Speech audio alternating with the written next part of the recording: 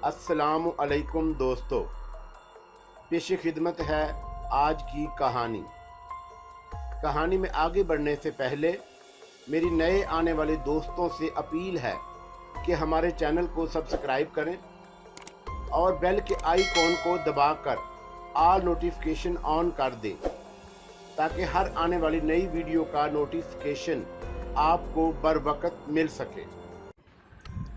ठीक है साहब, एक दो दिन आप रुक जाओ, मैं आपको लेकर चलेगा, कैसर खान ने कहा। बड़ा अच्छा लगा था मुझे वो। मैंने उससे कहा, तो फिर कैसर खान आपको एक काम करना होगा। बोलो साहब, ताबादार रहेगा आपका, उसने सीने पर हाथ रखते हुए कहा। नहीं, ताबेदार नहीं, दोस्त की तरह से, बड़े भाई की तरह से। आपका मेहरबानी साहब, ये आप नहीं बोलता, आपका अच्छा खून बोलता है। बहुत छोटी सी बात कर रहा हूँ कैसर खान, वो ये कि अब तुम मुझे भी सुबह की चाय में याद रखा करोगे। मैं भी चहलकदमी करने के लिए आता हूँ, चुमा चाय तुम्हारे साथ ही पिया करूँगा। खुदा का कसम, मेरे को खुशी होगा, कैसर खान ने सीने पर हाथ रखकर झुकते हुए कहा। दूर ताया अबू नजर आए तो मैं उठकर उनकी जानब चल दिया। मैं उनके करीब पहुंचा तो उन्होंने मोहब्बत भरी निगाहों से मुझे देखते हुए कहा, मुझे पता है सबसे पहले तुम ही जागते हो। मैं खुद भी सुबह जल्दी उठ जाता हूँ। हमीदा ने चाय बना दी थी, मैं तुम्हारी तलाश में निकल आया, चलो चाय पिएं। मैंने ताया अबू से इनकार नहीं किया क्योंकि उनके खुलूस को नहीं ठुकरा सकता था। फिर कोई 10 बजे के करीब मुझे मामा और दानिया दूसरे हिस्से की तरफ जाती हुई नजर आई तो मैं भी उनके पीछे पीछे चल पड़ा। अभी तक उनके जहन के किसी गोशे में कोई ऐसी बात नहीं आई थी जो उनके लिए बाइसे खौफ होती, इसलिए वो आज़ादाना तौर पर हर तरफ आती जाती थी। वैसे मैं भी उन्हें किसी खौफ का एहसास दिलाकर दहशत ज़दा नहीं करना चाहता था, क्योंकि अभी तो हमारे सामने लातादाद उलझने थी। मैं उनके पीछे पीछे घर के दूसरे हिस्से में दाखिल हो गया। वो मेरे कदमों की आहट पर चौंक कर मुझे देखने लगे। आ जाओ साहब, मैं और दानिया ये जायज़ा लेने के लिए इधर आए हैं कि मनामा से जब हमारा सामान आएगा तो हम उसे कहाँ कहाँ एडजस्ट करेंगे।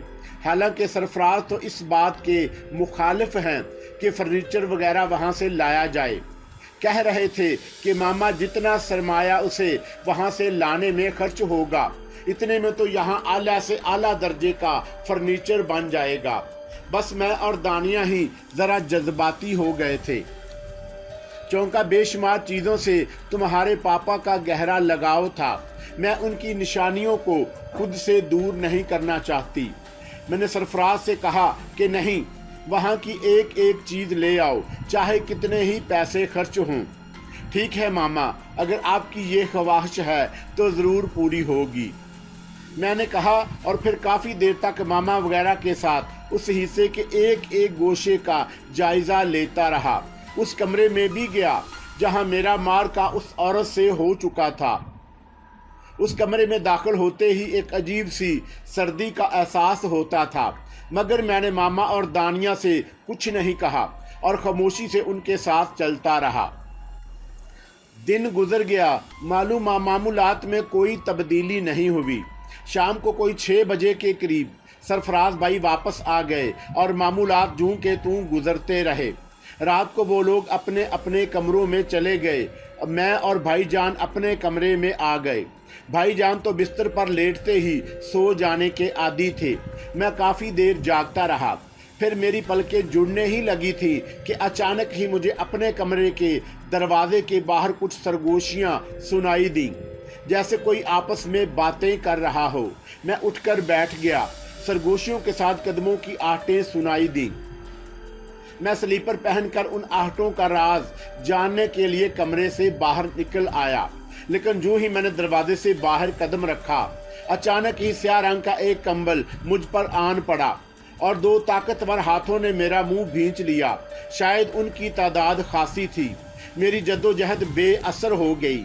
उन्होंने मुझे बिल्कुल बेदस्तो पा कर दिया और मेरी आवाज़ भी कंबल से बाहर नहीं निकल रही थी। फिर उन्होंने मुझे उठा लिया और कंबल में लपेटे ही लपेटे चल पड़े। न जाने उन्होंने कितना फासला तय किया और उसके बाद किसी जगह मुझे धप से ज़मीन पर फेंक दिया। मैंने जल्दी जल्दी अपने आप पर से कंबल हटाया। मेरा चेहरा गुस्से से सुर्ख हो रहा था। मैंने दांत बींच कर वहाँ के माहौल को देखा और फिर उस माहौल को देखकर मेरे गुस्से की शिद्दत में कुछ कमी महसूस होने लगी। बहुत ही वसीओ अरीज जगह थी, तेज़ रोशनी हो रही थी और उस तेज़ रोशनी में मुझे बेशुमार अफराद नज़र आए। मेरे बाएं सिमत स्याह लिबादा पोश मौजूद थे, जिनके चेहरों तक स्याह लिबादों में ढके हुए थे, बस आंखें खुली थीं। उनकी तादाद 20-25 से कम नहीं थी। दाहिनी सिमत मुझे बिल्कुल उसी अंदाज के लिबास में मलबूस सफ़ेद पोश नज़र आए। मैं उस अजीबोगरीब मंजर को हैरानी से देखता रहा। तब ही एक आवाज़ उभरी, उन्हें बैठने के लिए कुर्सी पेश करो। बड़ी गूंजदार आवाज़ थी। एक स्याह पोश ने बहुत ही खूबसूरत कुर्सी ला कर रखी। जो लोग जो कोई भी हो, जिस अंदाज में मुझे लाया गया है, उसके नतीजे में मैं और कुछ कर सकूं या ना कर सकूं, लेकिन तुम में से एक को ज़रूर ख़त्म कर दूंगा, चाहे बाकी मिलकर मेरी तिक्का बोटी ही क्यों ना कर डालो। क्या हक पहुंचता है तुम्हें मेरे साथ ये बदसलूकी करने का? मेरी इस करख्त आवाज़ का कोई जवाब नहीं दिया गया। फिर कुछ देर के खामोशी के बाद स्याह पोशों में से एक शख्स उठा और उसने कहा, ताबूत सामने लाया जाए।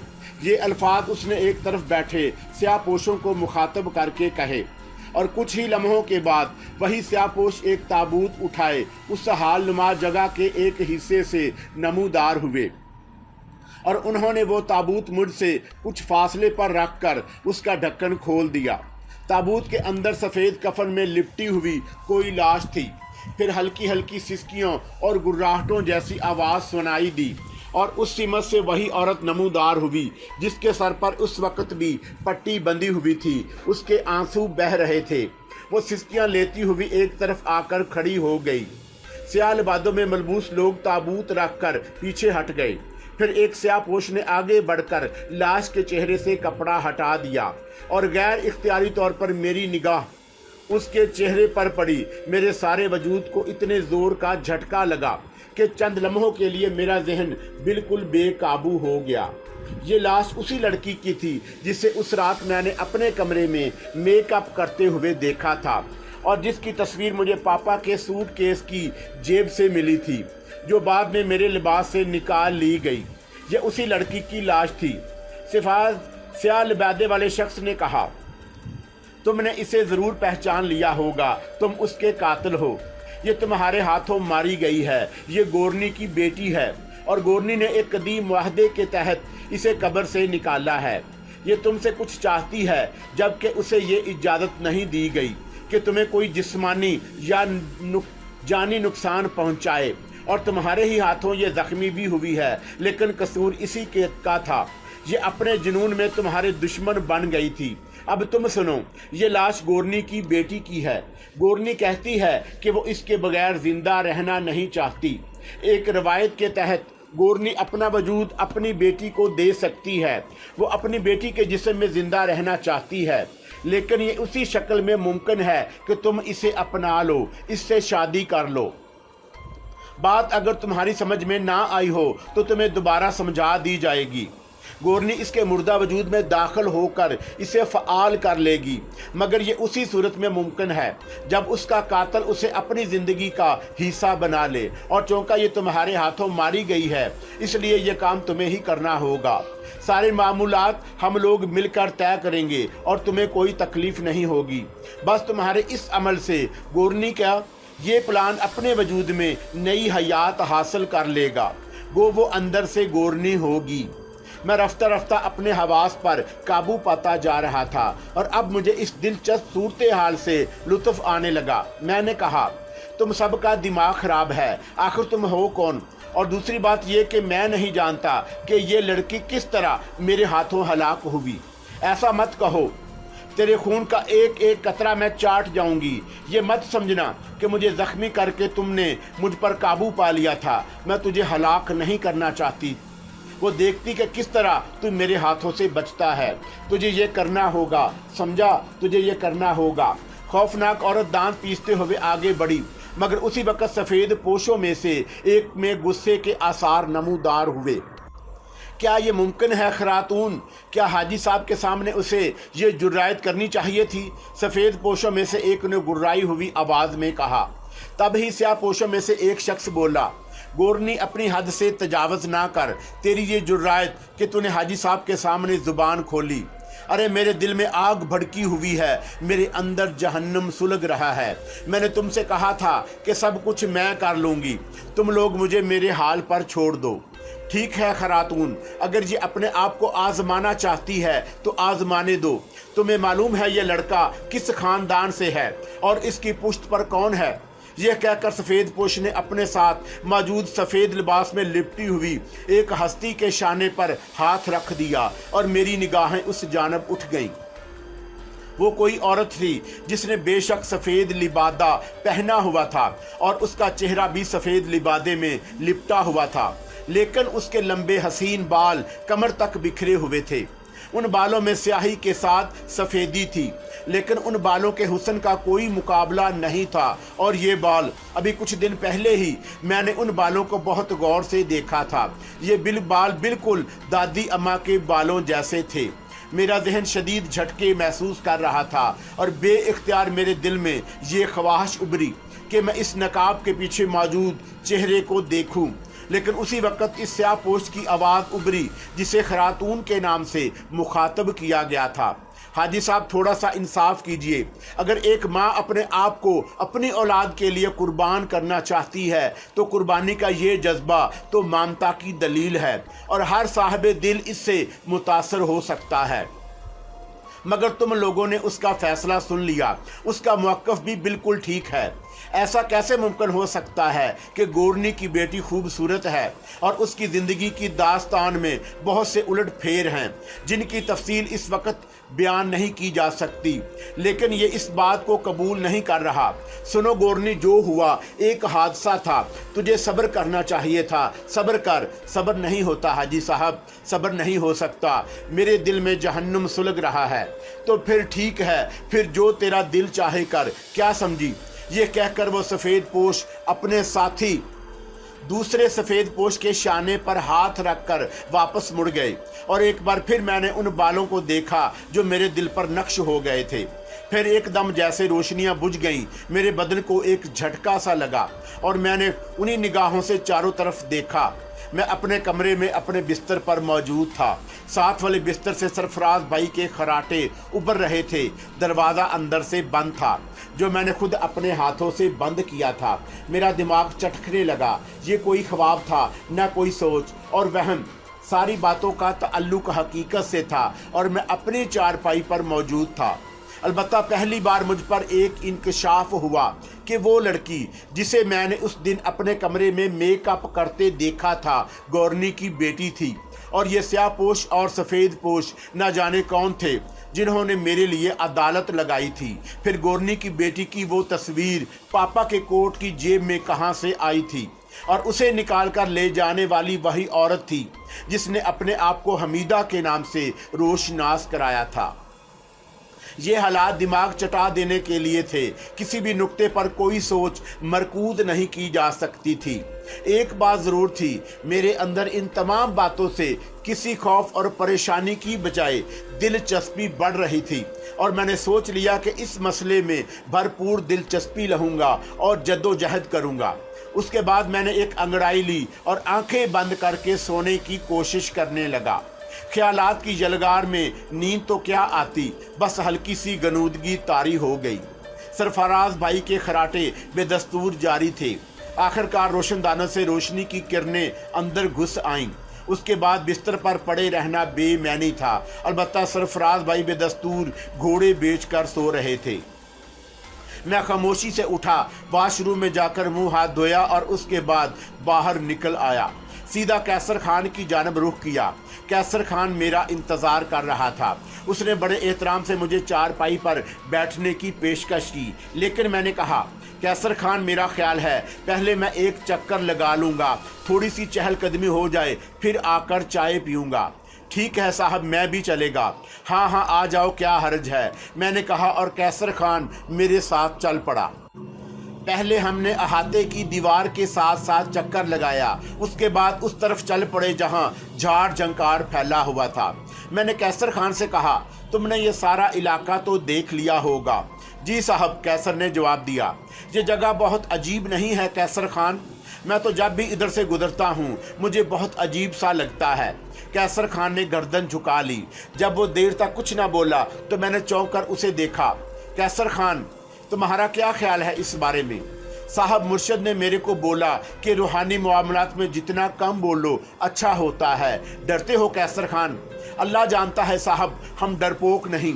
अगर डरपोक होता तो एक दिन इधर बरामदे में नहीं सो सकता था। क्या मतलब? मैंने चौंक कर कैसर खान को देखा। खुदा का कसम साहब, मेरे को माफ़ करो, ऐसी कोई बात मत बोलो। बस मैं आपको ये बोलता कि इधर बहुत कुछ होता है, बहुत कुछ। अभी मुर्शद से मिल लेते हैं, फिर उसके बाद बाकी काम देखेंगे। मुझे यूँ लगा जैसे कैसर खान वाकई कुछ देख चुका हो, लेकिन ज़ुबान ना खोलना चाहता हो। मैंने एक ठंडी सांस ली और दूर से इस इमारत को देखने लगा जहां मेरे साथ बहुत से अनोखे वाक़यात पेश आ चुके थे, और उनमें सबसे ज़्यादा अनोखा वाक़या गुजरी रात का था। कैसर से उसके बाद हमने और कोई बात नहीं की और एक लंबा चक्कर लगाकर इमारत के बरामदे के पास आ गए जहां कैसर खान ने अपना ठिकाना बनाया हुआ था। उसने बड़े अदब से मुझे चाय पेश की। मैंने उससे मुर्शद के बारे में पूछा तो उसने कहा, बस हम हफ्ते की रात को उधर चलेंगे। मुर्शद उस दिन ज़्यादा आसानी से मिल जाते हैं। जुमेरात और जुमा के दिन उनकी बहुत मसरूफियत होती है। बहुत से हाजतमंद उनके पास दुआ कराने आते हैं। मैंने खामोशी इख्तियार कर ली।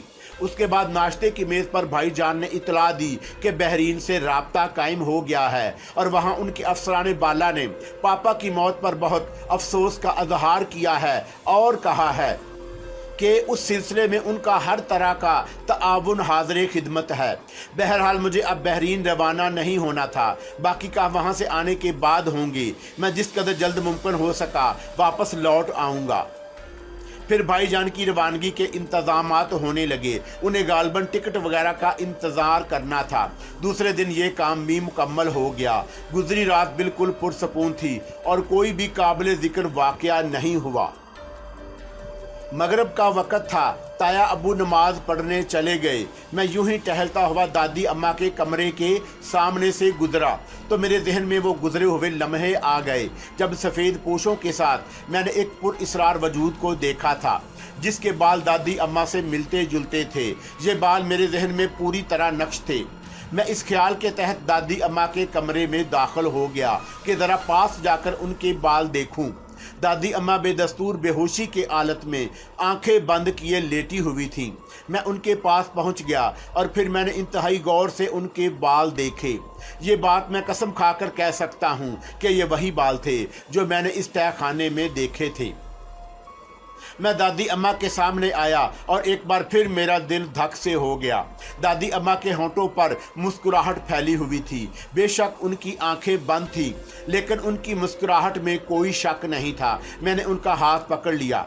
दादी अम्मा, आपके बारे में मैं क्या कहूँ? आप वो हैं जिनके बारे में मैं गुफ्तगू करते हुए पापा के प्यार का अंदाज़ा होता था।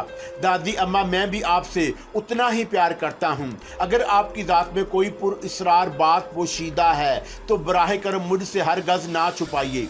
अगर आप वही हैं जिन्हें मैंने रात को देखा था तो आप मुझे अपने बारे में बताइए। दादी अम्मा, मुझे आपकी मदद की ज़रूरत है। मैं बेइख्तियाराना अंदाज में दादी अम्मा का हाथ पकड़े हुए था और मुझे दादी अम्मा के हाथ में जुम्बश महसूस हुई। मुझे यूं लगा जैसे वो मेरे हाथ को थपकी दे रही हों। मैंने जल्दी से चौंक कर हाथ देखा। दादी अम्मा ने बस दोबारा 2 बार थपकी दी थी। उसके बाद उनका हाथ साकत हो गया और उसके बाद वो पहले की तरह साकत हो गई थी। मैं बहुत देर तक उनके पास बैठा रहा। फिर बाहर कदमों की आहट हुई और मैंने चौंक कर दरवाजे की जानब देखा। मामा और दानिया थी। मामा कुछ लेकर दादी अम्मा के पास आई थी। उन्होंने मुझे देखा तो बोली, मैं तुम्हें तलाश करती फिर रही हूँ। मुझे नहीं मालूम कि तुम इधर आए हुए हो। बस ऐसे ही दादी अम्मा को देखने को दिल चाहा। बैठो। नहीं, मैं चलता हूँ, मैंने जवाब दिया और बाहर निकल आया। उसके बाद मैं कैसर खान के साथ रवाना हो गया। कैसर खान ड्राइविंग कर रहा था और मैं सोचों में डूबा हुआ था। हम नहर के रास्ते आगे बढ़ते रहे, फिर लाहौर के खूबसूरत मकामात की सैर करते हुए आखिरकार उस जगह पहुंच गए जहां कैसर खान के मुर्शद से मुलाकात हो सकती थी। कच्ची आबादी थी, वाहगा बॉर्डर दूसरी जानब था। ये आबादी उसके बाएं सिमत काफ़ी आगे जाकर थी। दूसरी तरफ हिंदुस्तान की सरहद थी, लेकिन उस सरहद के साथ ये कच्ची आबादी नज़र आ रही थी। यहीं एक बहुत बड़े दरख्त के नीचे एक छोटा सा घर नज़र आया जो कच्चा पक्का बना हुआ था, और यहीं हमारी मुलाकात मुर्शद से हुई। सुर्ख व सफ़ेद रंग, लंबा कद, लंबी दाढ़ी, बड़ा पुरवकार चेहरा था। बड़े नरम और मुशफीक अंदाज में मुझसे मिले और घर के सामने पड़े हुए एक तख्त पर बैठने का इशारा किया। फिर कैसर खान से बोला, ठीक तो है कैसर खान, कैसी गुजर रही है? नौकरी लग गई है तुम्हारी? जी मुर्शिद, ये सब बहुत अच्छा लोग हैं, इनके साथ काम कर रहा हूँ। कैसर खान ने जवाब दिया। क्या नाम है आपका? जी मेरा नाम शहाब है। बहुत खुशी हुई आपसे मिलकर। मेरे लायक कोई खिदमत हो तो बताओ। मैं खुद उन्हें आपके पास लेकर आया हूँ मुर्शिद, और इस वक्त का इंतखाब इसलिए किया कि आपको फुर्सत हो। मेहमान के लिए फुर्सत हो या ना हो, मैं हर वक्त हाजिर हूँ। आराम से बैठो और बताओ क्या बात है। मुर्शिद की शख्सियत ने मुझ पर बड़ा असर किया। बाद चेहरे और बाद किरदार इसी तरह के होते हैं कि उनके लिए किसी सिफारिश या सोच की ज़रूरत नहीं होती। मुर्शिद की शख्सियत भी ऐसी ही थी। अलबत्ता एक बात मैंने और महसूस की। मैंने जब हीरा और सुल्ताना से उस घर के बारे में पूछा तो उनकी कैफियत बदल गई। फिर जब मैंने वहाँ के हालात के बारे में ज़ुबान खोलने की कोशिश की तो बाद दफ़ा मुझे मना किया गया और एक पुरइसरार आवाज़ ने मुझे रोका। लेकिन यहाँ इन बुज़ुर्ग के सामने सूरत हाल बयान करने में मुझे कोई कबाहत नहीं हुई, और मैंने शुरू से लेकर आखिर तक सारी तफसील उनके गोश गुजार कर दी। मुर्शिद आंखें बंद किए बैठे मेरी बातें सुन रहे थे। जब मैं खामोश हुआ तो चंद लम्हात उन्होंने भी खामोशी इख्तियार की और उसके बाद बोले, वहाँ उस घर में तुम या तुम्हारे ताया तनहा नहीं है, बल्कि यूँ लगता है जैसे वहाँ अजना की पूरी आबादी है। इंसान अशरफ अल मखलूकात है और मिट्टी की इस तख्लीक को अवलियत अता की गई है। लेकिन रूहानी मखलूक तीन की किस्म की है। एक किस्म वो है जो सरापा खैर ही खैर है, वो फरिश्ते हैं। दूसरी किस्म उनकी है जो सरापा शर ही शर हैं, वो शयातीन हैं। तीसरे वो हैं जिसमें कुछ नेक और कुछ शरीर होते हैं, वो जिनजाद हैं। जिन लोगों की आंखों से पोशीदा होते हैं उनकी तख्लीक आग से की गई है, जैसे आदम की मट्टी से। उनमें नर मादा सभी होते हैं। उनके यहाँ औलाद भी पैदा होती है, लेकिन फरिश्ते नर मादा नहीं होते। जिन्नात, शयातीन और मलाइका का वजूद शरीयत से साबित है। अल्लाह ने जिन्नात को इस बात पर कुदरत दी है कि वो अपनी अशकाल तब्दील कर सकें। इंसानों के दरमियान वार्द होने के लिए अपनी शक्ल भी इंसानों जैसी ही बना लेते हैं। वो आराम से इंसानों और जानवरों की शक्ल इख्तियार कर लेते हैं। वो सांप, बिच्छू, ऊंट, गाय, घोड़े, खच्चर, गधे और परिंदों की शक्ल में सामने आ सकते हैं। ये तमाम सूरत हाल जिन्नों के बारे में है। तुम्हारे साथ जो वाक़यात पेश आए हैं उनसे यही साबित होता है कि वहाँ एक बाकायदा आबादी है, और इस सिलसिले में कुछ हदायत दी गई हैं कि जब शाम का आगाज़ हो तो अपने बच्चों को बाहर जाने से रोक दो। शयातीन उस वक़्त मुंतशिर होते हैं। हाँ, जब रात का कुछ हिस्सा गुजर जाए तो बच्चों को बाहर जाने दो। रात को सोते वक़्त अपने दरवाजे बंद रखो और अल्लाह को याद करो, क्योंकि शैतान बंद दरवाजे नहीं खोलता। अपने पानी की जगहों के सिरे बंद करके रखो और अपने चिराग बुझा दो। ये तमाम तफसीलात मौजूद हैं। मुर्शिद, इसके लिए हमारी तरफ से कोई कार्रवाई हो सकती है। सिर्फ सूरह जिन का विर्द करो, जो अल्लाह ताला ने इंसानों और जिन्नों की हकीकत से आगाह करने के लिए नाज़िल फरमाई है, और कुरान करीम के 29वें पारे में मौजूद है। ज़्यादातर इस सूरत का विर्द रखो, अल्लाह ताला तुम्हारा मुहाफ़िज़ होगा। मुर्शिद, मैंने जो वाक़यात आपको सुनाए हैं उनके लिए कोई ऐसी तजवीज़ अता फरमाइए जिससे मैं और मेरे अहले ख़ानदान इस मुश्किल से महफूज रह सकें। मैंने अर्ज़ किया ना कि सूरह जिन का विर्द सबसे बेहतर है। बाकी अगर आप ये चाहते हैं कि मैं उन जिन्नों के ख़िलाफ़ कोई महाज आराई करके आपकी मदद कर सकूं تو آپ یقین کرو میں کوئی عالم نہیں ہوں، میں ایک ان پڑھ آدمی ہوں۔ اللہ تعالیٰ آپ کو محفوظ رکھے گا، ویسے بھی خود بھی آپ کے لیے رہنمائی حاصل کروں گا، اور اس سلسلے میں اپنے اہل خاندان کو میں تفصیل بتاؤں یا نہ بتاؤں، بہتر ہے کہ خاموشی اختیار کرو۔ ایک بات اور، میں اپنے والد صاحب کی موت کے بارے میں کچھ جاننا چاہتا ہوں۔ بیٹے، میں نے آپ سے ذکر کیا کہ میں روشن ضمیر نہیں ہوں، بس اللہ کو یاد کرو، وہی رہنما ہے اور وہی تمہارے راستے منتخب کرے گا، مرشد نے حتمی لہجے میں کہا۔ مرشد، اگر اجازت ہو تو کبھی کبھی میں آپ کے پاس حاضری دے دیا کروں، ذرا سی رہنمائی ہو جائے گی۔ میں نے پوچھا، کیوں نہیں، میں بھرپور کوشش کروں گا۔ بہرحال اس ملاقات سے تھوڑی سی دل کو تقویت ہوئی تھی، اس خیال کی تصدیق ہو گئی کہ وہاں جنوں کا بسیرا ہے، لیکن کچھ اور باتیں بھی پتہ چل گئیں۔ اس سلسلے میں مرشد سے دوبارہ بھی ملاقات کی جا سکتی تھی۔ واپسی میں کیسر خان نے کہا، میں نے تمہارے کو بتایا کہ مرشد تمہیں کام کی باتیں بتائیں گے، لیکن وہ اور کوئی ایسا کام نہیں کر سکتے جس کے بارے میں تم سوچو کہ چلو سارا مشکل حل ہو گیا۔ میں جانتا ہوں، میں نے پرخیال انداز میں گردن ہلا دی۔ مرشد کی شخصیت مجھ پر اچھی طرح اثر انداز ہوئی تھی اور وہ مجھے ایک نیک اور مخلص انسان نظر آئے۔ بڑی عاجزی تھی ان کے اندر اور انہوں نے کسی بھی طرح خود کو کوئی سپر شخصیت ظاہر کرنے کی کوشش نہیں کی۔ ادھر کیسر خان میرے لیے بے حد اہم بن گیا۔ ان تمام معاملات میں میرا واحد رازدار جس سے میں دل کی باتیں کر سکتا تھا، اور یہ بھی انوکھی بات تھی کہ میرے لیے، کیونکہ جب بھی میں نے یہاں اس گھر میں پیش آنے والے واقعات کے بارے میں کسی سے گفتگو کرنے کا فیصلہ کیا تو کسی پر اصرار آواز نے مجھے روک دیا، یا پھر جس سے بھی بات کی وہ خوف کا شکار ہو گیا۔ کیسر خان وہ واحد شخصیت تھی جس سے اس موضوع پر بات کرنے سے مجھے روکا گیا، نہ ہی کوئی رکاوٹ راہ میں ڈالی گئی، اور پھر وہ خود بھی ایک محتاط آدمی تھا۔ یہ جملے تو اس نے بے شک کہے کہ یہاں اس گھر میں رہنے والے انسان تنہا نہیں، بلکہ یہاں کا کھیل کچھ اور ہی ہے، لیکن کوئی تفصیلی بات اس نے نہیں کی۔ اور پھر یہ مرشد بھی بڑی اہم شخصیت تھی۔ طبیعت میں ایک شگفتگی سی خود بخود پیدا ہو گئی، اور یہ ان سے ملاقات ہی کا نتیجہ تھا۔ ہم گھر واپس آ گئے، کوئی خاص بات نہیں تھی۔ دوسری صبح معمول کے مطابق تھی۔ کیسر خان کے پاس پہنچا۔ تھوڑی سی چہل قدمی کے بعد کیسر خان کے ساتھ بیٹھ کر چائے پینا ایک معمول بن چکا تھا، اور یہ بالکل حقیقت ہے کہ مجھے اس طرح اس کے پاس بیٹھ کر چائے پینے میں بہت لطف آتا تھا۔ اس وقت بھی میں اس کے پاس پہنچ کر چارپائی پر بیٹھ گیا تو کیسر خان پانی کا ایک گلاس لے آیا جس میں تھوڑا سا پانی تھا، اور یہ گلاس کسی پلیٹ سے ڈھکا ہوا تھا۔ یہ پانی پی لو صاحب۔ کیا ہے اس پانی میں؟ پی لو صاحب، بعد میں بتائے گا، اس نے کہا، اور میں نے اس کے ہاتھ سے گلاس لے کر پانی پی لیا۔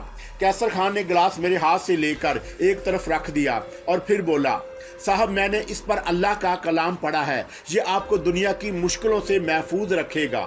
بات اصل میں یہ ہے کہ میرا بال بچہ لوگ اب اس دنیا میں نہیں، بس ایک بہن ہے، میں اس کو ضرورت کی چیز بھیج دیتا ہوں، پر صاحب میں بھی انسان ہوں، میرے دل میں بھی محبت ہے، میرے کو معافی دینا۔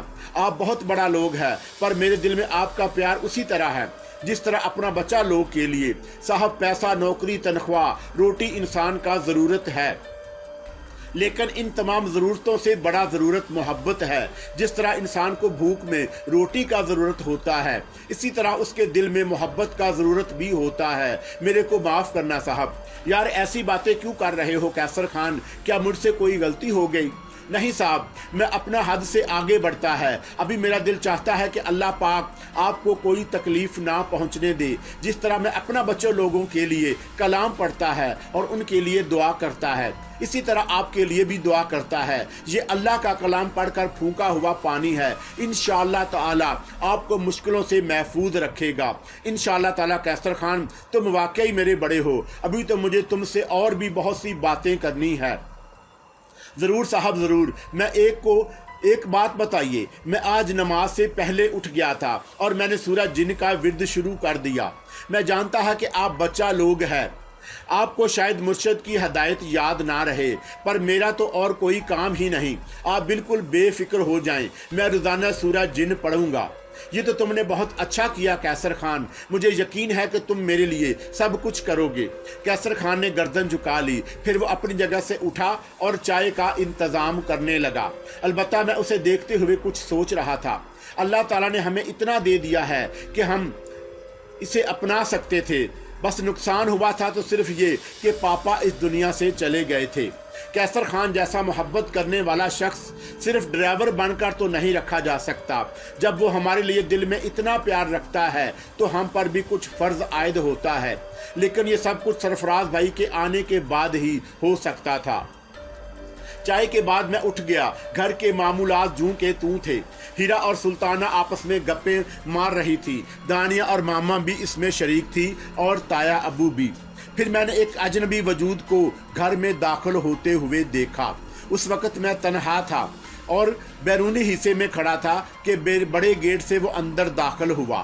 دراز قامت، سفید سر پر پگڑی، نورانی چہرہ، ہاتھ میں ایک بیگ اٹھائے سیدھے اندر چلے آئے۔ ایک لمحے کے اندر میرے دل میں خیال ازرا کہ یہ کوئی جن ہے۔ میرے قریب پہنچ کر انہوں نے کہا، السلام علیکم۔ وعلیکم السلام۔ میں نے سوالیہ نگاہوں سے انہیں دیکھا۔ آپ غالباً کوئی مہمان ہیں جو یہاں آئے ہوئے ہیں، وہ بولے۔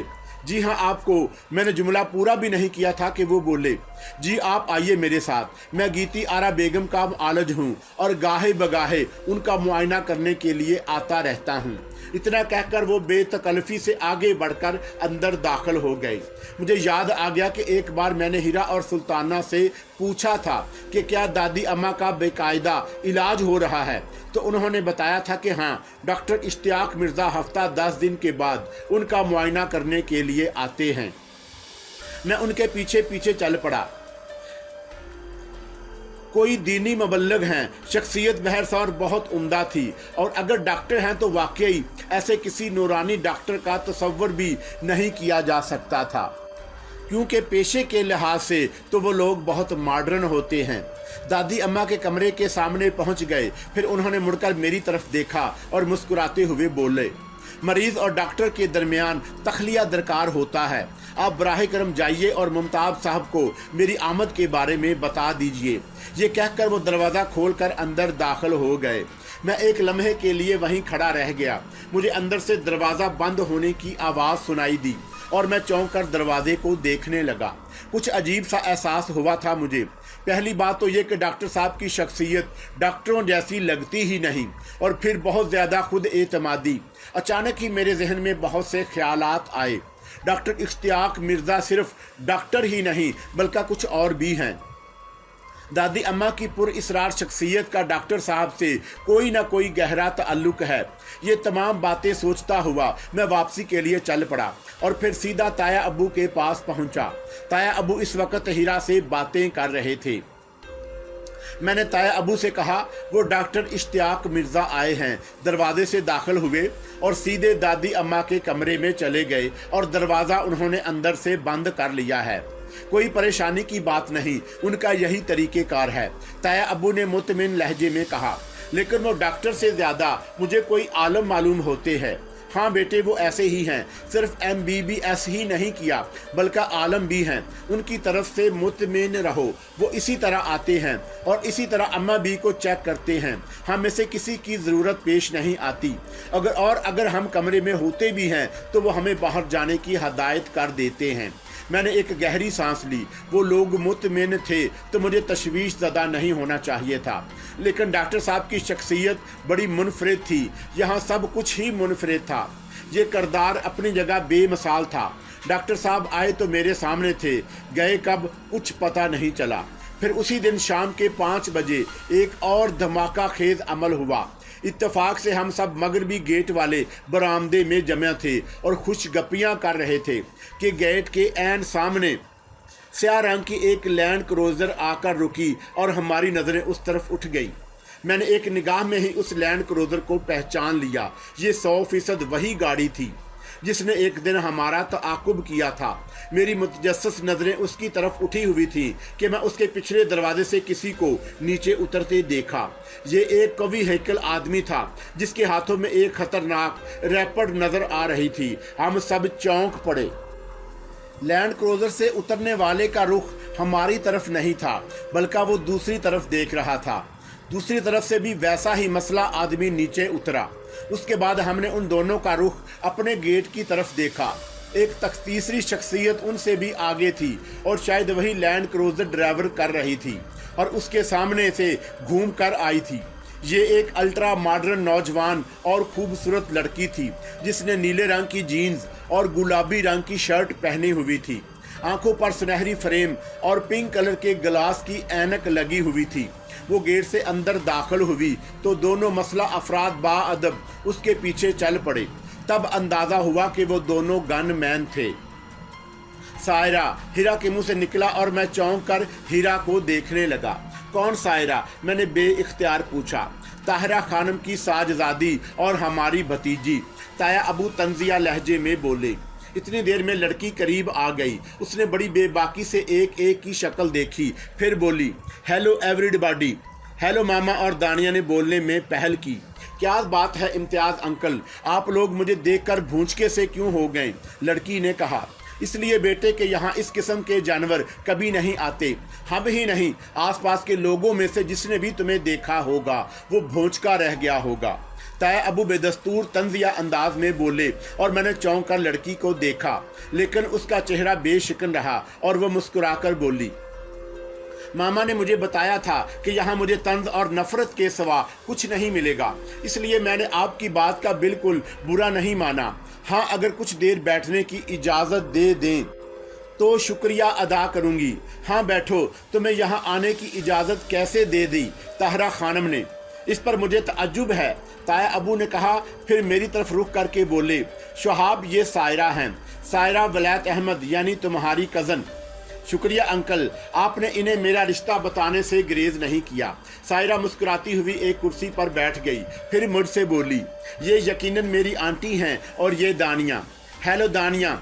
और मामा ने बीक वक्त कहा, हेलो आंटी, हेलो दानिया। आप लोग ठीक हैं?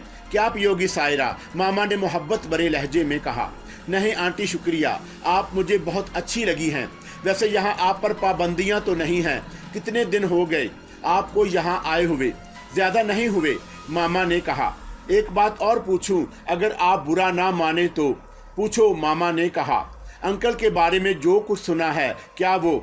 थोड़ी सी मदाखलत करूँगा बेटे, ये जो कुछ आपने सुना है वो ज़रिया बता सकती हैं आप? जी अंकल, ज़रूर बता सकती हूँ। आप जानते हैं कि मैं किस माँ की बेटी हूँ। एक आलम मेरी माँ के अकीदतमंदों में है और उनके इल्म का कायल है। ऐसी बातें मालूम करना उनके लिए मुश्किल नहीं। ओहो, अब वो रोशन ज़मीर भी हो गई।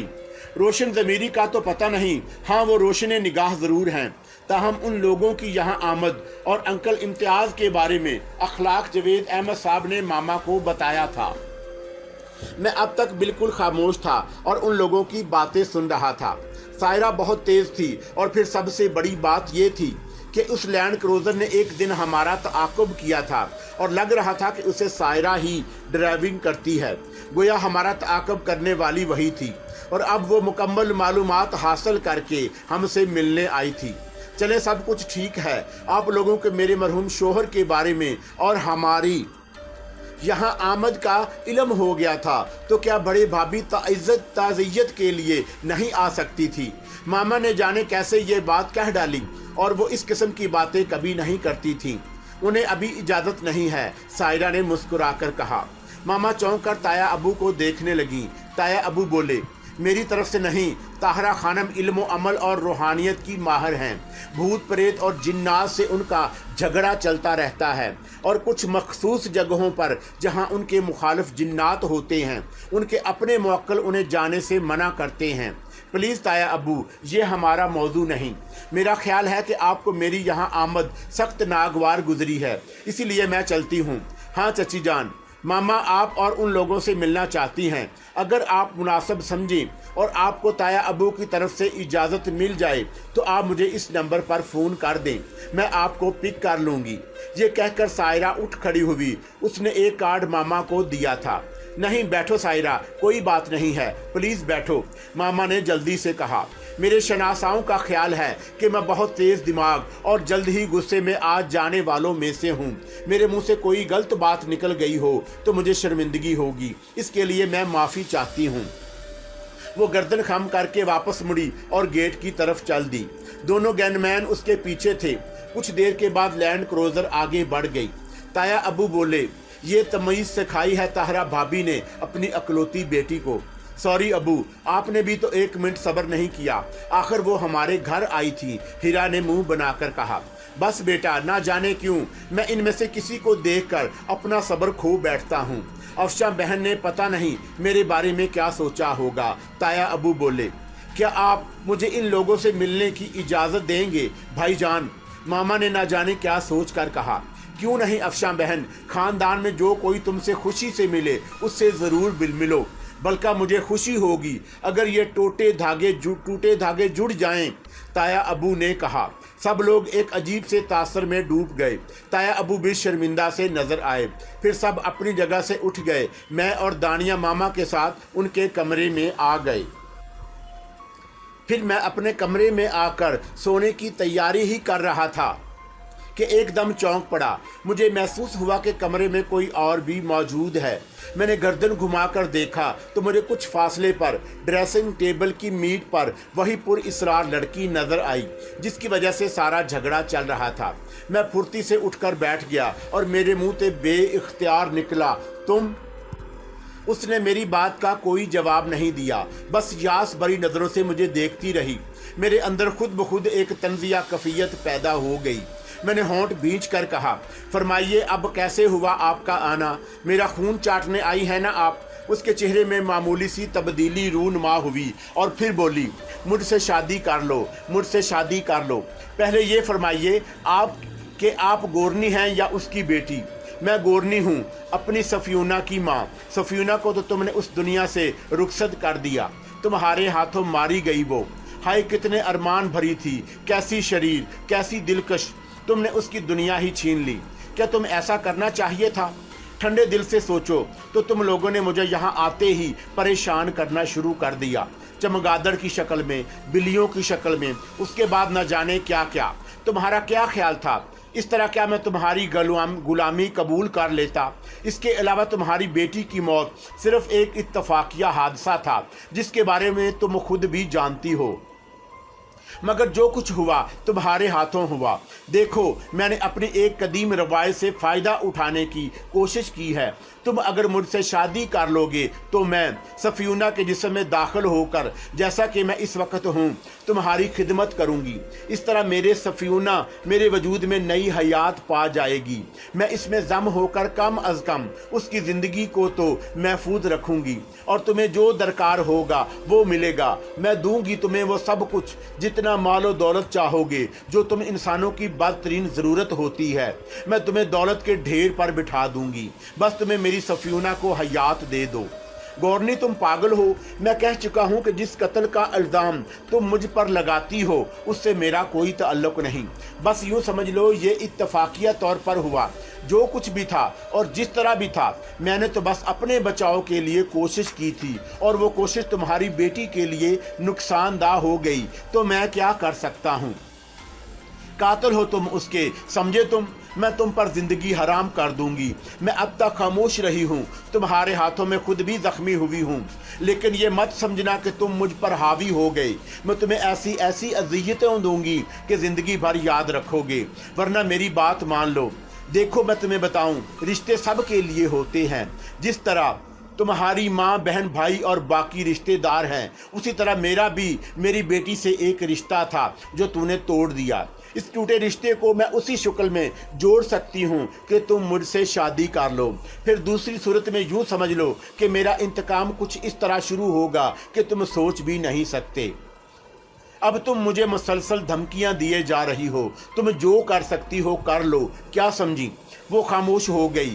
थोड़ी देर तक मुझे घूरती रही, अब उसके अंदाज में, बल्कि उसकी आंखों से नफरत की चिंगारियां फूट रही थी। फिर वो अपनी जगह से उठी और उसका रूप बदलने लगा। कुछ ही लम्हों के बाद वो मोटी और भद्दी औरत गोरनी की शक्ल कर गई। जिसके सर पर अब भी पट्टी बंधी हुई थी। उसने दांत निकालकर मुझे घूरते हुए खौफनाक चेहरा कर लिया, ऐसा कि अगर यहाँ कोई और होता और मेरी तरह दिलेर ना होता तो इंतहाई दहशत ज़दा हो जाता। मैं सादा निगाहों से उसे देखता रहा। वो खूनख्वार आंखों से मुझे घूरती रही। आखिरकार कमरे से के दरवाजे से बाहर निकल गई और मेरे मुंह से निकला, खसो कम जहां पाक, मैं लेट रहा हूं, सो रहा हूं, तुझसे जो कुछ बिगाड़ा जाता है बिगाड़ लेना मेरा। पता नहीं ये दिलेरी मेरे अंदर कहां से उभर आई थी। मैं वाकई बिस्तर पर गिरकर सो गया। मैंने सोच के सारे दरवाजे बंद कर लिए। चुनाचा उस आखिरी दरवाजे से जिससे नींद आती थी, नींद अंदर आ गई और मैं गहरी नींद सो गया। दूसरी सुबह बेशक मुझे रात के कुछ वाक़यात याद थे, लेकिन मैं उनसे खौफज़दा नहीं था। सबसे पहले चाय मामूल के मुताबिक कैसर खान के साथ ही पी। कैसर खान के साथ उसी तरह चाय पीने का कुछ मज़ा ही और था। फिर बहुत देर तक मामा और दानिया से बातें करता रहा। सरफराज भाई से होने वाली गुफ्तगू की पूरी तफसील उन्हें बताई।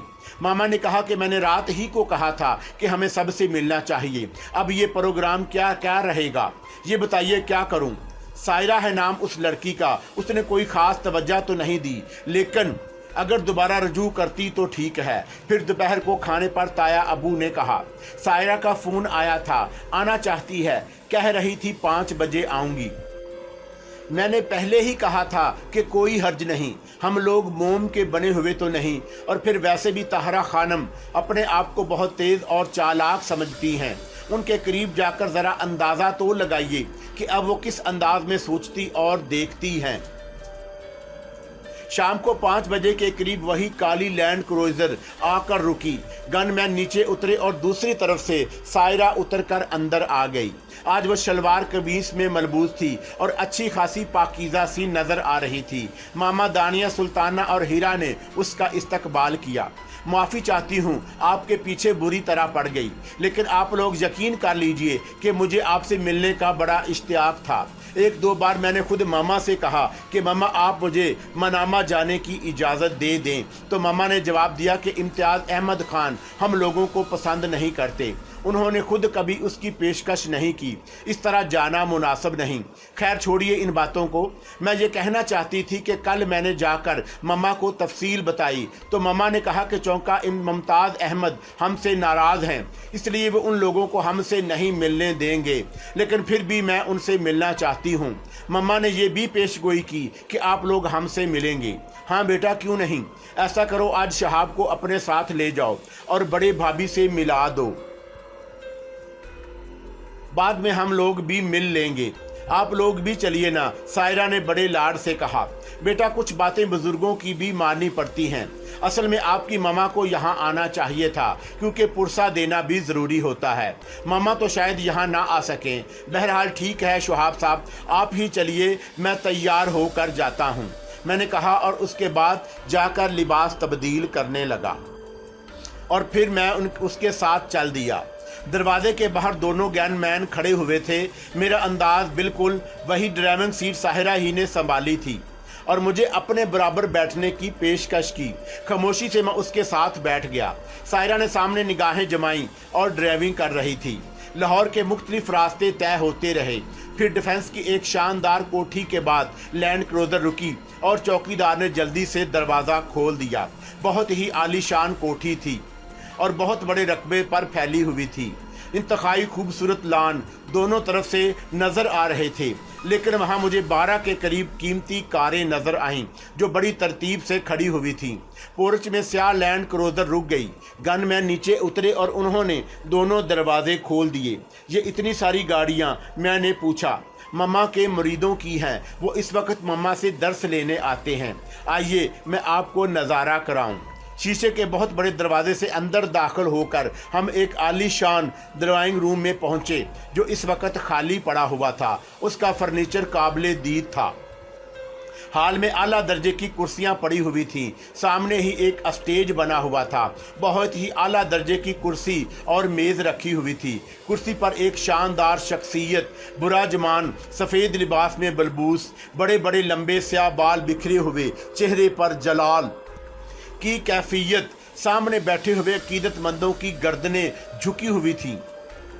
और वो किसी मौजू पर बोल रही थी। बेहद पाटदार आवाज़ जो इस वसीओ अरीज हाल में बगैर देखे पूरी तरह गूंज रही थी। माहौल को बड़ा सनसीखेज बनाया गया था। मैं और सायरा अंदर दाखिल हुए तो खातून के आखिरी अल्फाज उभर रहे थे, और मैं समझती हूँ कि आप लोग अपने तौर पर अपनी सोच के मुताबिक फैसला करेंगे। ये कहकर उन्होंने अपनी जगह छोड़ दी और कुर्सी से उठ खड़ी हुई। उनके साथ ही तमाम लोग जो कुर्सियों पर बैठे थे अकीदतमंदाना तौर पर खड़े हो गए, फिर एक एक करके उस दरवाजे से बाहर निकलने लगे। सायरा मेरे साथ एक तरफ हट गई।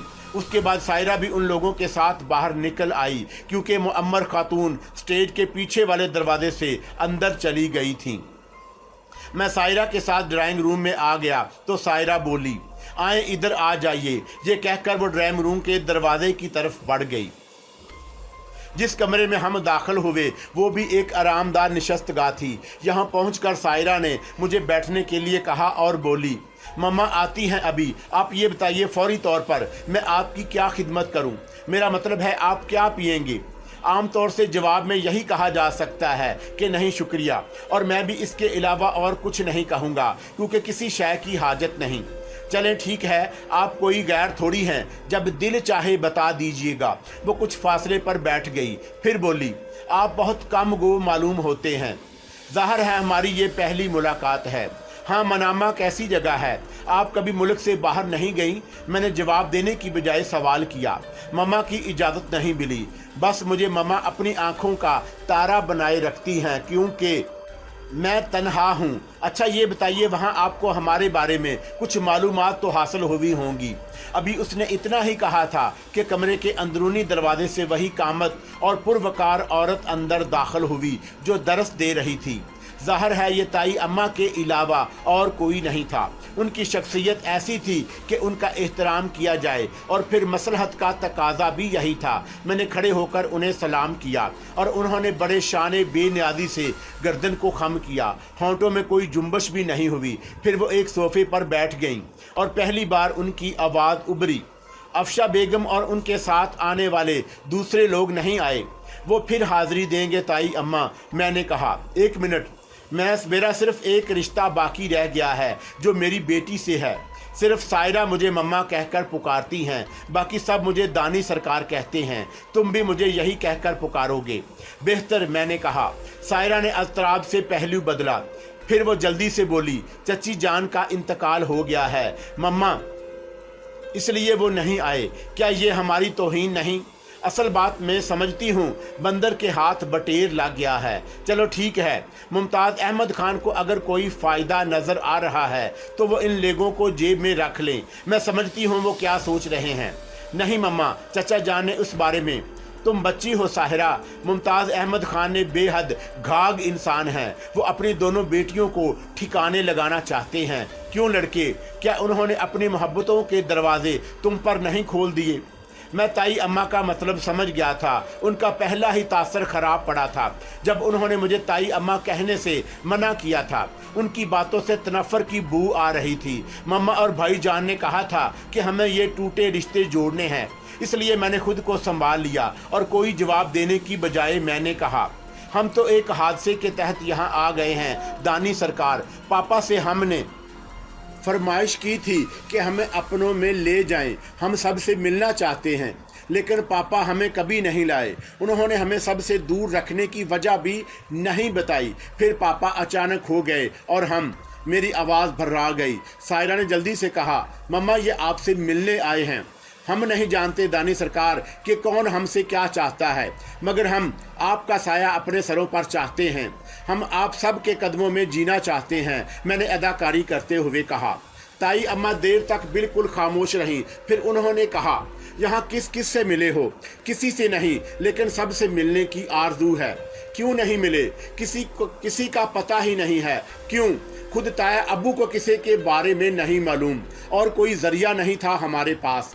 पता नहीं मुमताज़ अहमद खान किस मट्टी के बने हुए हैं, किसके लिए सारे ज़माने का सब्र समेट रहे हैं। 2 बेटियां ही तो हैं, करोड़ों की ज़मीन दबाए बैठे हैं, झूठ बोल रहे हैं। वो सब के बारे में जानते हैं। मगर तुम्हें किसी के हाथ नहीं लगने देना चाहते, क्योंकि इस तरह बहुत से राज फाश होंगे।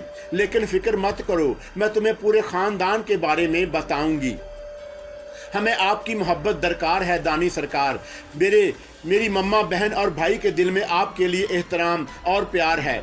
हम आपसे कभी गुस्ताखी नहीं करेंगे। मम्मा, अगर इम्तियाज़ चचा ने आपसे कोई गुस्ताखी की है तो उसमें उन लोगों का कोई कसूर नहीं। आपने उन्हें मफाद परस्तों के जुंगल से बचाना है, सायरा ने कहा। ताई अम्मा ने चौंक कर सायरा को देखा। दोनों माँ बेटियां कोई 10 सेकंड तक एक दूसरे की आंखों में देखती रहीं। फिर ताहरा खानम ने एक गहरी सांस लेकर कहा, तुम इनसे बातचीत करो, इन्हें हमारे साथ खाना खाना है, मैं उनसे दूसरी मुलाकात करूंगी। ये कहकर ताई अम्मा अपनी जगह से उठी। सायरा के रवैयों को मैं बहुत बदला हुआ महसूस कर रहा था। आइए शहाब, यहाँ से चलें, मैं आपको अपनी कोठी दिखाऊं, सायरा ने कहा, और मैं उसके साथ उन कमरे से बाहर निकल आया। मनामा में मैंने बहुत शेखों के दिलाविलास देखे थे, दौलत की रेल पेल की खेल देखे थे। ये कोठी किस शेख की रिहाइश गाह से कम नहीं थी। सायरा ने मुझे अपने बेडरूम भी दिखाया, कीमती अशिया से भरा हुआ था। उसने कहा, इनमें से बेशतर अशिया मुझे तहाइफ में मिली हैं। मम्मा के अकीदतमंदों में बड़े बड़े सनतकार, आला सरकारी अफसरान, यहाँ तक के बाद वुज़रा भी हैं। ये सब मम्मा की खुशनुदी हासिल करने के लिए मुझे तोहफ़े देते रहते हैं। दानी सरकार उनके लिए क्या करती हैं, वो उनकी रूहानी मुहाफ़िज़ हैं। मैं तुम्हें एक बात बताऊं, समनाबाद का वो घर असीब ज़दा है, वहाँ जिन्नों की आबादी है। मम्मा का उनमें से कई ख़ानदानों से झगड़ा चल रहा है, इसलिए मम्मा वहाँ नहीं जाती। उनके हमदर्द रूहें उन्हें वहाँ जाने की इजाज़त नहीं देती। हमदर्द रूहें, हाँ मम्मा के मुअक्कल, कि आप भी ऐसे अलूम से दिलचस्पी रखती हैं सायरा, बस इस हद तक कि मम्मा की रूहानियत की कायल हूँ। अच्छा एक बात बताइए, शहाब सुल्ताना और हीरा में आपको कौन पसंद है? दोनों, मैंने सादगी से कहा। नहीं, जैसा कि मम्मा ने कहा कि मुमताज़ अहमद अंकल अपने दोनों भाइयों से अपनी बेटियों की शादी कराना चाहते हैं। अगर आपसे उन दोनों में से किसी के इंतखाब के लिए कहा जाए तो आप किसे पसंद करेंगे, हीरा को या सुल्ताना को? दोनों में से किसी को नहीं। क्यों? वो चौंक कर बोली। क्यों का क्या मतलब? किसी को ज़बरदस्ती तो पसंद नहीं किया जाता, और अगर आपको मजबूर किया जाए, मैं मजबूर नहीं हूँगा। वेरी गुड, अच्छी बात है। आप उसी घर में रहेंगे या घर तब्दील करेंगे? शायद वहीं। आपको वो उजाड़ और वीरान घर पसंद है? हाँ, किसी खास वजह से? हाँ, क्योंकि वहाँ दादी अम्मा हैं। मेरे पापा उनसे बहुत मोहब्बत करते थे। जानते हैं मेरी मम्मा का क्या ख्याल है? किसके बारे में? दादी अम्मा के बारे में। मम्मा का ख्याल है कि वो पूरी तरह होशमंद हैं। उन्होंने अपनी बीमारी का ढोंग रचा रखा है। उनकी कुव्वत बर्दाश्त ज़बरदस्त है और वो कोमा में रहने की मशक रखती हैं। वजह? मैंने पूछा। ये नहीं मालूम, हर बात की कोई वजह होती है। चलें, अब आप वहाँ मौजूद हैं, आपको असलियत ज़रूर पता चल जाएगी। हाँ, एक वादा करें, अगर आपको वजह पता चल जाए तो मुझे ज़रूर बताइए। काफ़ी वक्त गुजर गया। मैंने जाने के लिए कहा तो सायरा बोली, हरगिज़ नहीं, मम्मा ने आपके बारे में हदायत की है कि आपको खाने के बाद जाने दिया जाए, और मम्मा आपसे मज़ीद बातें करेंगी। वक्त ज़्यादा हो जाएगा। आप कैसी बातें कर रहे हैं शहाब? आपको पता है कि लोग मम्मा के साथ एक लम्हा गुजारने के लिए तड़पते हैं। बड़ी मुश्किल से उन्हें वक्त मिलता है, और उन्होंने खुद आपको मिलने के लिए कहा है। असल में आप बाहर से आए हैं, इसलिए मम्मा की हैसियत नहीं जानते। जबकि आप यहाँ मालूमात करेंगे तो आपको पता चलेगा कि मम्मा क्या चीज़ हैं। मेरे होंठों पर मुस्कुराहट फैल गई और वो मुझे देखकर जल्दी से बोली, आप मुस्कुरा क्यों रहे हैं, मुझे बताइए। आप मम्मा की जो कुछ भी हों, लेकिन आप अपनी मम्मा की बहुत वफादार बेटी हैं, मैंने कहा। वो मेरी बात पर गौर करने लगी, फिर मुस्कुरा दी और बोली, मेरे पास मम्मा के सिवा और है भी क्या, और मम्मा ने मुझे जो मकाम दिया है, बहुत कम लोगों को वो मकाम मिलता है। खासा वक्त गुजर गया। मैं खामोशी से एक दीवार को तक रहा था कि अंदरूनी पर्दा हिला, और इस बार जो शख्सियत अंदर दाखिल हुई वो मेरी पहली देखी हुई शख्सियत से बहुत मुख्तलिफ थी। वो अम्मा ही थी, यानी ताहरा खानम, लेकिन इस वक्त एक बहुत ही सलीके का लिबास पहने हुए थी और उनका अंदाज बिल्कुल बदल गया था। इस वक्त वो किसी भी शक्ल में दानी सरकार नजर नहीं आई। हेलो, उन्होंने अंदर आकर कहा। मैं उनके इस्तकबाल के लिए खड़ा हो गया। बैठो, शहाब है ना तुम्हारा नाम? कहो, पाकिस्तान आकर कैसा लगा? बस दानी सरकार, पाकिस्तान हमारा वतन है। हम हमेशा यहाँ आना चाहते हैं लेकिन आ नहीं सके थे। हाँ, पता नहीं इम्तियाज़ की क्या सोच थी। चलो खैर, अब ये बताओ तुम्हारी मम्मा का क्या इरादा है? पाकिस्तान में रहोगे या यहाँ से वापस जाओगे? नहीं, बड़े भाईजान वहाँ मुलाजमत करते हैं और पापा भी उसी फिल्म में मुलाजमत करते थे, लेकिन अब पापा के बाद वहाँ दिल क्या लगेगा। हाँ, लेकिन मुझे एक बात पर सख्त तअज्जुब है। जहाँ तक मेरे इल्म में है, इम्तियाज़ ने भी जायदाद का काफ़ी हिस्सा मिला था, बड़ी ज़मीनें थी उनकी, और फिर यहाँ भी सुना था कि वो ज़मीनों की खरीदो फरोख्त करते रहते थे और उन्होंने अच्छी खासी हैसियत बना ली थी। मैं तो खैर अपनी ही मसरूफियात में रहती हूँ और इम्तियाज़ अहमद अपने तौर पर बहुत ज़्यादा मसरूफ़ रहा करते थे, इसलिए मेरी उनसे यहाँ एक आध बार ही मुलाकात हुई। लेकिन बहरहाल सुना यही था कि वो काफ़ी भाग दौड़ कर रहे हैं। जी, मैंने मुख्तसर कहा। चलो खैर छोड़ो, अब ये बताओ यहाँ क्या करना चाहते हो? और इसके अलावा अपनी मम्मा का कहो कि वो अपने भाई से भी कि किसी एक दिन में चक्कर में लगाएं। मुमताज़ अहमद बड़े ज़माना साद इंसान हैं, तुम्हारे यहाँ आने से उनका तो कोई फ़ायदा ही फ़ायदा है। लेकिन तुम लोग देख लो, सोच लो, जहाँ तक मेरा ताल्लुक़ है तो तुम्हें बहुत जल्द ये मालूमात हासिल हो जाएंगी कि मैं क्या चीज़ हूँ। यहाँ कौन सा ऐसा काम है जो मैं नहीं करा सकती, जबकि दूसरे लोग उसके बारे में सोच भी नहीं सकते। खैर छोड़ो, मैं ये कहना चाहती थी कि कोई मुश्किल हो, कोई ज़रूरत हो तो मेरे पास आ जाना, लेकिन गर्दन अकड़ा कर नहीं, गर्दन झुका कर, क्योंकि झुकी हुई गर्दनें मुझे पसंद हैं और लोग मेरे सामने आते हुए गर्दनें झुकाए ही रखते हैं।